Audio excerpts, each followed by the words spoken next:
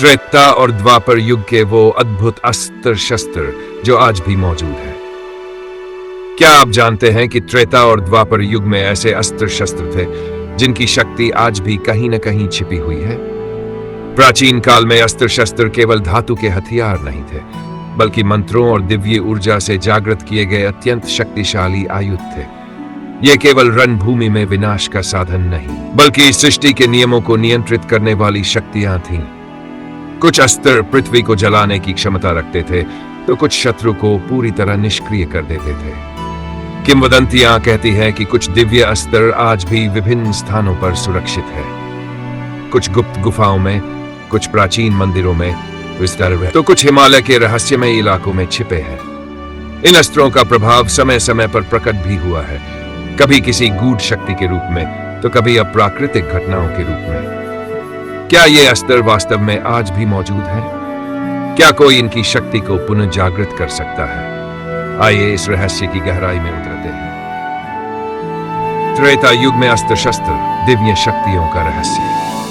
त्रेता युग, जब धर्म और अधर्म के बीच की रेखाएं स्पष्ट थी, एक ऐसा समय था जब युद्ध केवल बाहुबल से नहीं, बल्कि दिव्य अस्त्र शस्त्रों से लड़े जाते थे। इन अस्त्रों की शक्ति इतनी अद्भुत थी कि वे सृष्टि के मूल तत्वों अग्नि, जल, वायु, आकाश और पृथ्वी को नियंत्रित कर सकते थे।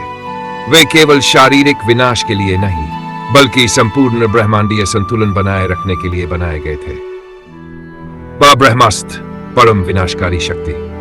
ब्रह्मास्त्र, जिसे स्वयं ब्रह्मा ने सृजित किया था, सभी अस्त्रों में सबसे शक्तिशाली माना जाता था।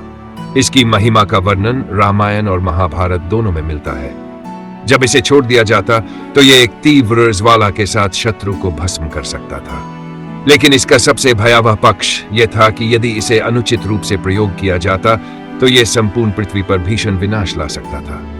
रामायण में भगवान राम ने रावण का वध करने के लिए ब्रह्मास्त्र का उपयोग किया था, जबकि महाभारत में अश्वत्थामा और अर्जुन दोनों ने इसे चलाया था।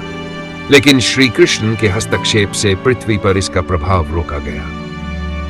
पाशुपतास्त्र, भगवान शिव का दिव्य अस्त्र। पाशुपतास्त्र भगवान शिव का वरदान था, जिसे केवल वही धारण कर सकते थे जो शिव की कृपा प्राप्त कर चुके हों। यह अस्त्र अद्भुत ऊर्जा से युक्त था और एक बार चलाए जाने पर इसे कोई रोक नहीं सकता था। कहा जाता है कि यदि इसे छोड़ दिया जाता तो यह समस्त सृष्टि का अंत कर सकता था। महाभारत में अर्जुन ने इसे भगवान शिव से प्राप्त किया था, लेकिन कृष्ण के निर्देश पर उन्होंने इसे युद्ध में प्रयोग नहीं किया, क्योंकि इसका प्रभाव अत्यंत विनाशकारी था।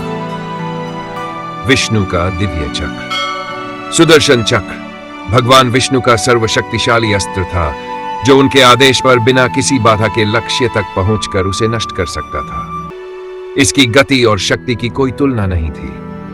रामायण में जब भगवान राम को समुद्र देवता ने मार्ग नहीं दिया तो उन्होंने सुदर्शन चक्र का आह्वान करने का विचार किया, जिसे भयभीत होकर समुद्र स्वयं उनकी सहायता के लिए प्रस्तुत हुआ। महाभारत में श्री कृष्ण ने सुदर्शन चक्र का उपयोग शिशुपाल का वध करने और अभिमन्यु की मृत्यु के बाद जयद्रथ का संहार करने के लिए किया था। दिव्य अस्त्रों की शक्ति और प्रयोग।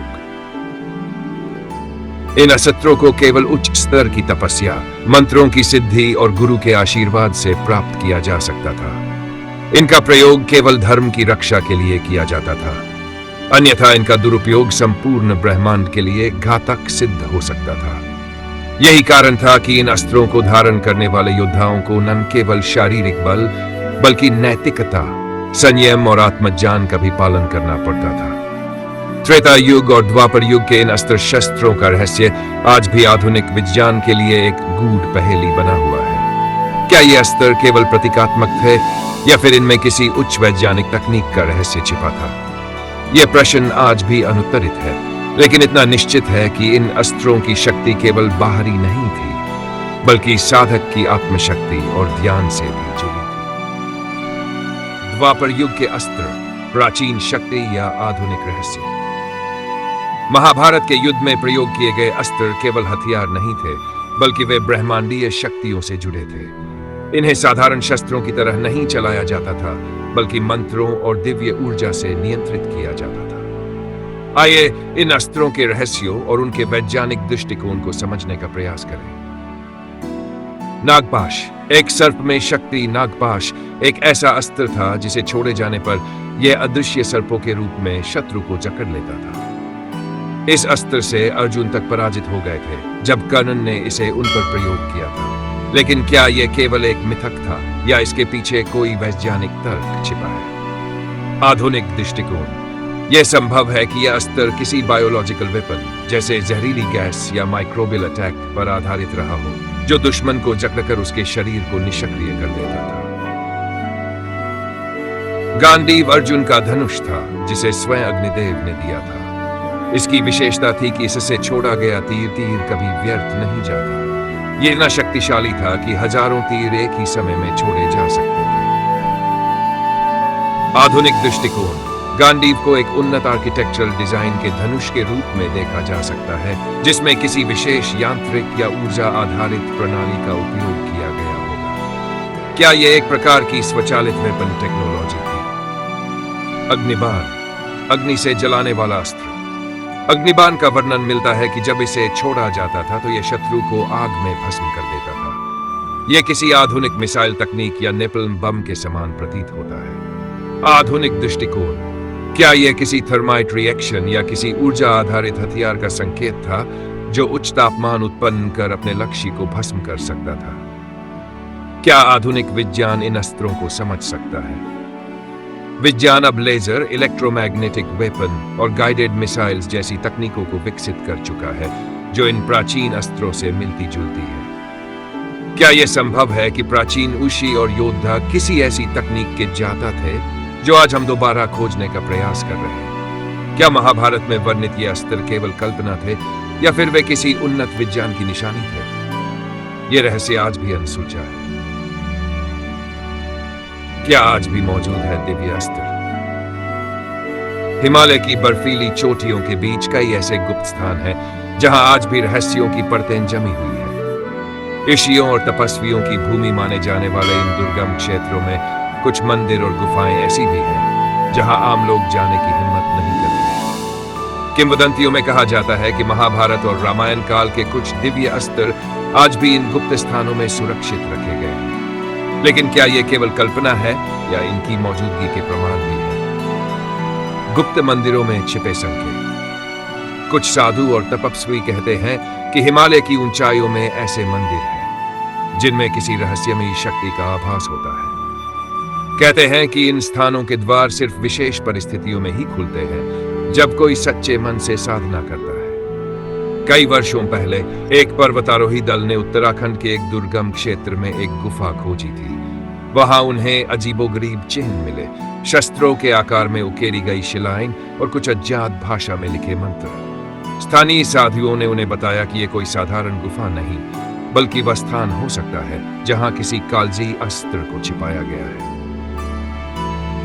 रहस्यमयी घटनाएं। क्या अस्त्र आज भी प्रभावी हैं? कुछ घटनाएं ऐसी भी हुई हैं जो इन अस्त्रों की उपस्थिति का संकेत देती है। कुछ साल पहले नेपाल तिब्बत सीमा पर एक रहस्यमयी प्रकाश देखा गया था। वैज्ञानिक इसे प्राकृतिक घटना मानते हैं, लेकिन स्थानीय लोग इसे किसी दिव्य अस्त्र की छाया बताते हैं। एक और घटना 1950 के दशक में घटी जब कुछ विदेशी पर्वतारोहियों ने दावा किया कि उन्होंने एक मंदिर में प्रवेश करने की कोशिश की, लेकिन एक अदृश्य शक्ति ने उन्हें पीछे धकेल दिया। वे कहते हैं कि उस जगह से अचानक एक दिव्य प्रकाश निकला और उन्होंने किसी अदृश्य शक्ति को महसूस किया। क्या इन अस्त्रों की शक्ति सुरक्षित है?